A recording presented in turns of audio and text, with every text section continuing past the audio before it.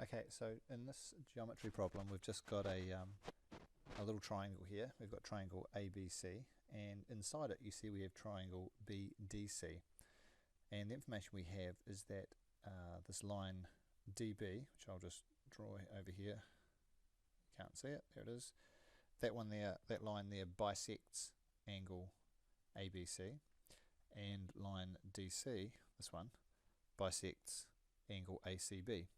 And what we're trying to do is we're showing that if angle BAC, which is the one at the top here, if that equals P, then we have to find angle BDC, which is this one right here, in terms of P. Alright, so it's not quite as obvious what to do with this one. So what I would look at first, if I was going to do this one, would be, say, we need to label some things we know. So in this case here, I know that this angle ABD is the same as angle DBC because this straight line bisects the bigger angle. And on the other side of the triangle, we know that those two angles are both the same as well. So we don't know what they are, and we don't know if X and Y are the same. They could be, but we just don't know. So what I'm doing is I'm just labeling the things I know. If they were related to each other, I might try and use the same letter, like I've done with X and X. And if they're not, then I introduce a new variable.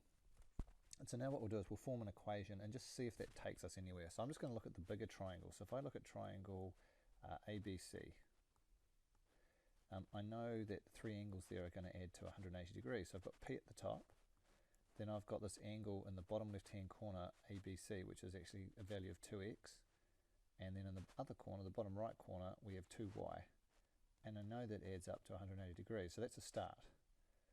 And now if we just look at the smaller triangle, I know that if I put angle BDC in there, and then plus x and plus y, that will also equal 180 degrees because it's my smaller triangle. So triangle BDC in the bottom corner, in the bottom there.